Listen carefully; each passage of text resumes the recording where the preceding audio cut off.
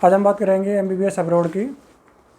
जैसा कि आप सब जानते हैं, नीट का एग्ज़ाम दोबारा पोस्टपोन हो गया। अब ये जो एग्ज़ाम है वो सितंबर में होगा। तो ऐसे जो बच्चे जिन्होंने 2018-2019 में नीट का एग्ज़ाम क्वालिफाई किया हुआ है, ऐसे बच्चे अब्रॉड के लिए देख रहे हैं। जो भी बच्चे बाहर के लिए प्लान कर रहे हैं उनके लिए मैं कुछ 15 पॉइंट्स लेके आया हूँ। अगर आप इन पॉइंट को ध्यान में रखेंगे तो डेफिनेटली आप अच्छा एक कॉलेज चूज़ कर पाएंगे और लाइफ टाइम आप खुश रहेंगे। सबसे पहला है कि आपने सबसे पहले चेक करना है कि जिस भी कॉलेज के लिए आप प्लान कर रहे हैं वो एमसीआई की लिस्ट में है कि नहीं है। इसके लिए आपने क्या करना है, एमसीआई की जो ऑफिशियल वेबसाइट है mciindia.org, उस पर विजिट करना है। उसमें चेक करना है कौन से कॉलेज आपकी लिस्ट में अवेलेबल हैं या नहीं है। कुछ ऐसे कॉलेज होते हैं जो बीच में ऐड हो जाते हैं, कुछ रिमूव हो जाते हैं, तो ऐसे कॉलेजों को आपने ध्यान में रखना है। उसके बाद ही आपने डिसाइड करना है। सेकंड, आपने चेक करना है कि लास्ट ईयर जो एग्ज़ाम हुआ है 2015 से 18 में जो बच्चे पास करके आए हैं बाहर से, उनका जो पासिंग रेट है वो कैसा है। कुछ कॉलेज ऐसे हैं जिनका रेट काफ़ी अच्छा रहता है। जैसे इस लिस्ट में मैं बात करूँ अगर नेपाल का रिज़ल्ट काफ़ी अच्छा रहता है, बांग्लादेश का काफ़ी अच्छा रहता है, मॉरिशस का काफ़ी अच्छा रहता है। तो ये भी एक क्राइटेरिया होता है जिसके बेसिस पे आप कॉलेज चूज़ कर सकते हैं। लेकिन जो मेरे हिसाब से जो सबसे इम्पोर्टेंट फैक्टर होता है वो आपको चूज़ करना चाहिए कि जो कॉलेज है वो एक गवर्नमेंट कॉलेज हो तो ज़्यादा अच्छा रहता है। उसमें फ़ीस भी आपकी नॉमिनल होती है, एकेडमिक्स भी अच्छी होती है। लेकिन कई बार क्या ऐसा होता है कि आप यूनिवर्सिटी जो चूज़ करते हैं वो यूनिवर्सिटी तो काफ़ी पुरानी होती है लेकिन उसमें जो मेडिकल का जो कोर्स होता है वो रिसेंटली ऐड हुआ होता है। तो इस चीज़ को भी आपने चेक करना है कि वो जो आपका कॉलेज है वो कितना पुराना है। इसके अलावा जो इम्पोर्टेंट फैक्टर होता है कि वो आता है कोर्स का ड्यूरेशन। जैसे नेपाल की बात करें, बांग्लादेश की बात करें, मॉरिशस में बात करें, तो इसका एग्जैक्टली सेम होता है जो इंडिया का। 4.5 साल आपको वहाँ स्टडी करनी है, उसके बाद 1 साल की आपकी इंटर्नशिप रहेगी। लेकिन कुछ ऐसे कंट्रीज़ हैं जहाँ 6 साल का आपका कोर्स रहेगा, जो एमडी का कोर्स है, that is equivalent to MBBS. उसके बाद 1 साल की आपकी इंटर्नशिप रहेंगी। कुछ ऐसे कंट्रीज़ भी हैं जैसे कजाकिस्तान है, किर्गिस्तान है, वहाँ आपका जो ड्यूरेशन रहता है वो 5 साल रहता है। जैसे इजिप्ट भी एक नया ऑप्शन है, उसके बाद 1 साल की आपकी इंटर्नशिप रहती है, उसमें भी आप जा सकते हैं। इसके अलावा आपने जो चूज़ करना है उसमें ये भी चेक करना है कि वहाँ इंडियन फूड इजीली अवेलेबल है कि नहीं है, मैस अवेलेबल है कि नहीं है, या सेल्फ कुकिंग है। कुछ स्टूडेंट ऐसे होंगे, खासकर गर्ल्स स्टूडेंट ऐसे होते हैं जो कंफर्टेबल होंगे अपना फूड प्रिपेयर करने में, तो उनके लिए प्रॉब्लम नहीं है। लेकिन कुछ ऐसे बच्चे होंगे जो इन चीज़ों में कंफर्टेबल नहीं होंगे, तो वो ऐसी जगह को चूज़ कर सकते हैं जहाँ Indian mess, Indian food easily available हो। तो this will help them to save their time.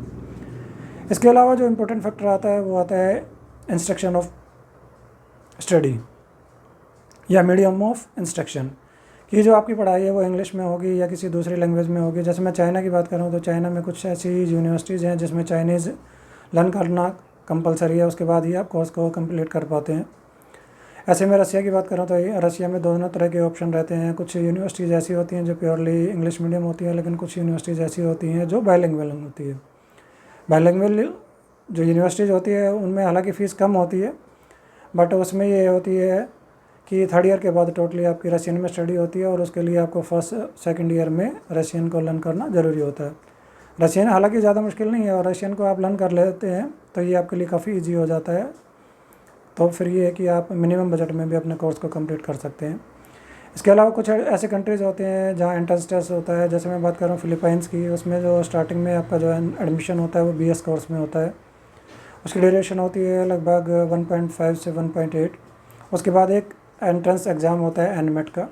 अगर वो एग्ज़ाम आप क्वालिफाई कर लेते हैं तो आप एमडी कोर्स में एडमिशन ले सकते हैं।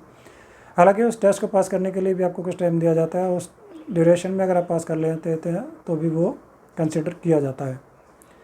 उसके बाद कुछ ऐसे कंट्रीज़ होते हैं जैसे 3rd ईयर, जिसमें 3rd ईयर के बाद एग्ज़ाम होता है। जैसे यूक्रेन का सबसे बड़ा एग्जाम्पल है, जिसमें जो है एग्ज़ाम होता है 3rd ईयर के बाद वो है क्रॉक 1।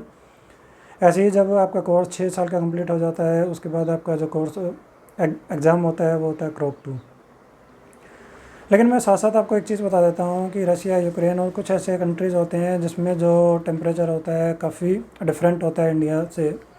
और कई जगह तो इवन जो टेम्परेचर होता है -40 डिग्रीज भी होता है। तो उसमें कई बार क्या होता है, स्टूडेंट के लिए सर्वाइव करना मुश्किल हो जाता है। तो इट विल बी बेटर अगर आप जाने से पहले उस कंट्री के बारे में, उस कॉलेज के बारे में सारी इन्फॉर्मेशन लेके जाएँ। कई बार कंसल्टेंट क्या होता है कि अपने कमीशन के चक्कर में आपको ऐसा कॉलेज भेज देता है और हालांकि उसमें फ़ीस कम होती है, लेकिन ये है कि जब आप वहाँ सर्वाइव नहीं कर पाएंगे तो कुछ टाइम के बाद या तो आपको रिटर्न आना पड़ेगा, या आप कहीं ना कहीं फिर किसी दूसरी यूनिवर्सिटी में आपको शिफ्ट करना पड़ेगा, तो वो आपके लिए बाद में प्रॉब्लम हो सकती है। तो मैं आपसे यही रिक्वेस्ट करूँगा कि जो भी आपने रिसर्च करनी है उसको आप पहले से करके जाइए। अब बात आती है बजट की। बजट टोटली डिपेंड करता है कि आपका ड्यूरेशन कितना है। अगर 5 साल का है तो डेफिनेटली आपका बजट हर तरीके से कम हो जाएगा, ट्यूशन फीस भी कम लगेगी, लिविंग कॉस्ट भी कम रहेगी, आपका आने जाने का खर्चा वो भी आपका कम हो जाएगा। तो आपका जो बजट है वो 12 लाख से शुरू हो जाता है, और इसकी बात करें तो ये 60-70 लाख का जाता है। 12 लाख में जैसे अगर हम बात करें किर्गिस्तान में हम बात करें तो 12 लाख ट्यूशन फीस आपकी टोटल हो जाएगी। इसके अलावा जो आपकी कॉस्ट रहेगी वो आपकी लगभग 10,000 के लगभग आप मान सकते हैं, उसमें आपकी लिविंग कॉस्ट रहती है। ऐसे ही उज़्बेकिस्तान भी लास्ट ईयर से ऐड हुआ, वहाँ भी जा सकते हैं। इनसे बेटर अगर आप ऑप्शन देखते हैं तो आप कजाकिस्तान में भी देख सकते हैं। कजाकिस्तान के कुछ कॉलेज काफ़ी अच्छे हैं, और उनकी जो बजट है अगर ट्यूशन की फ़ीस की बात करें तो वो लगभग 15-16 लाख रुपए रहता है। उनके जो कॉलेज हैं वो भी डेवलप्ड हैं, पुराने कॉलेज हैं, और उनका इंफ्रास्ट्रक्चर भी अच्छा है। वहाँ से डेफिनेटली आपको कुछ सीखने को मिलेगा, और इंस्ट्रक्शन ऑफ मीडियम भी वहाँ इंग्लिश है। इंडियन फूड और मैथ्स भी इजीली अवेलेबल है, तो उसको भी आप कंसिडर कर सकते हैं। इसके अलावा कुछ लोग देखते हैं कि हमारे इंडिया से डिस्टेंस कहाँ का कम है, तो अगर मैं नेपाल की बात करूँ तो नेपाल का भी टाइम काफ़ी कम लगता है, बांग्लादेश भी काफ़ी नज़दीक है। इसके अलावा कजाकिस्तान किर्गिस्तान का भी जो टाइम होता है वो काफ़ी कम होता है। एक इसके अलावा जो इम्पोर्टेंट चीज़ होती है जिसको आपको ध्यान में रखना चाहिए कि आपको ऐसे कंट्री को चूज़ करना चाहिए जिसमें आपको प्रैक्टिकल एक्सपोजर मिले। कुछ कंट्रीज़ ऐसे होते हैं जिसमें सिर्फ बच्चों को सिर्फ ऑब्जर्वेशन के लिए दिखाया जाता है, तो मैं समझता हूँ कि उससे बेहतर होगा कि जहाँ जिन कंट्रीज़ में प्रैक्टिकल एक्सपोजर दिया जाता है ऐसे कॉलेज को आप चूज़ करें। तो मैंने आपको बताया कुछ ऐसे कंट्रीज़ होते हैं जहाँ 12-15 लाख रुपए में आपका ट्यूशन फीस कंप्लीट हो जाती है, लेकिन कुछ ऐसे कंट्रीज़ होती हैं जहाँ 25 से 30 लाख का बजट रहता है।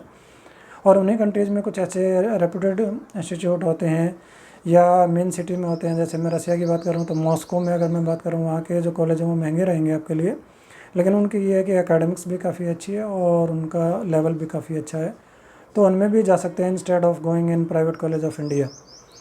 इंडिया में मैं आपको बात करूँ तो इंडिया में अगर गवर्नमेंट कॉलेज को आपको लेना है तो कम से कम आपका स्कोर होना चाहिए 550। लेकिन कुछ स्टेट ऐसे हैं जहाँ 550 में भी आपको कॉलेज नहीं मिलेगा, जैसे दिल्ली है, राजस्थान है, हरियाणा है, इसके अलावा बिहार है। तो इन स्टेट और उत्तर प्रदेश है, इनमें अगर आपका स्कोर 550 भी होता है तो भी आप उम्मीद नहीं कर सकते कि आपको गवर्नमेंट मेडिकल कॉलेज मिल जाएगा। फिर आप लो बजट में कॉलेज देखते हैं तो 500 के स्कोर में आप देख सकते हैं केरला को। केरला में इसका हमने अपना पूरा एक यूट्यूब वीडियो भी बनाया हुआ है, वहाँ से भी आप चेक कर सकते हैं हमारा वेबसाइट से www.getmbbsadmission.com। इसके अलावा फिर आप कर्नाटका जा सकते हैं। कर्नाटका में जो फ़ीस रहती है वो रहती है 7,98,000, लेकिन उसमें जो स्कोर होना चाहिए that should be also with in 550 से ज़्यादा स्कोर है तभी आप वहाँ उम्मीद कर सकते हैं। हालांकि कॉलेज बहुत अच्छे हैं कर्नाटका के, नंबर ऑफ़ सीट्स भी काफ़ी ज़्यादा रहती हैं, पीजी में भी काफ़ी हेल्पफुल रहता है। इसके अलावा आप छत्तीसगढ़ भी जा सकते हैं। यूपी के भी कुछ कॉलेज होते हैं जिनमें फ़ीस कम रहती है, लेकिन मैं आपको ये रिकमेंड करूँगा instead of going in new colleges जो 1 साल पुराने हैं, 2 साल पुराने, और जिनकी फ़ीस 10 लाख, 12 लाख, 14 लाख है, ऐसे कॉलेज के बजाय अगर आप बाहर जाते हैं तो ज़्यादा अच्छा रहेगा। उसके पीछे कारण ये है कि अब नेक्स्ट का एग्ज़ाम इम्प्लीमेंट हो जाएगा 2022 से, और वो सबके लिए कंपलसरी रहेगा, चाहे आप इंडिया से करते हैं या अब्रॉड से। पहले क्या होता था, जो बच्चे सिर्फ बाहर से करके आते थे उनके लिए ही वो कंपलसरी होता था, लेकिन अब ऐसा नहीं है, अब ये सबके लिए कंपलसरी होगा। और जैसा कि आपको पता है कि कुछ कंट्रीज़ ऐसे होते हैं, कुछ कॉलेज ऐसे होते हैं जिनका MCI स्कोर काफ़ी अच्छा होता है। तो जिन बच्चों ने 2015-18 का एग्ज़ाम दिया है उनसे भी आप एक बार चेक कर सकते हैं कि कौन कौन कॉलेज ऐसे हैं जिनका स्कोर अच्छा रहा है। इसके अलावा जो भी कॉलेज आप फाइनल करते हैं, बेहतर रहेगा कि उस कॉलेज के बारे में जो बच्चे वहाँ से पास आउट होके आए हैं और किसी अच्छी हॉस्पिटल में काम कर रहे हैं, अगर उनसे आपको फीडबैक मिल जाता है तो वो आपको डिसाइड करने में काफ़ी हेल्प करेगा। क्योंकि कई बार क्या होता है कि कंसल्टेंट अपना पैसे के चक्कर में, या कुछ बच्चे वहाँ जो ऑलरेडी एग्जिस्टिंग होते हैं वो बच्चों को बुलाने के चक्कर में कुछ गलत इन्फॉर्मेशन दे देते हैं जिससे बच्चे वहाँ जाके फंस जाते हैं। तो आपको इन चीज़ों को ध्यान में रखना है, इन सारी चीज़ों को ध्यान रखते हुए आपको कॉलेज को चूज़ करना है और अपने करियर को सक्सेसफुल बनाना है। अगर आप बाहर भी नहीं जाना चाहते और आपको लगता है कि आपका स्कोर कम रहेगा तो फिर आप इंडिया में रह के भी कुछ और भी ऑप्शन में जा सकते हैं। जैसे आप BAMS में जा सकते हैं, वेटरनरी कोर्स में जा सकते हैं, BHMS में जा सकते हैं, लास्ट ईयर तो कुछ स्टेट ऐसे थे जिसमें विदाउट नीट भी एडमिशन हुए थे। इसके बारे में भी अगर आप डिटेल में हमसे बात करना चाहते हैं तो स्क्रीन पे हमारा नंबर दिया गया है, वहाँ से भी आप चेक कर सकते हैं और हमसे बात कर सकते हैं। Thank you so much.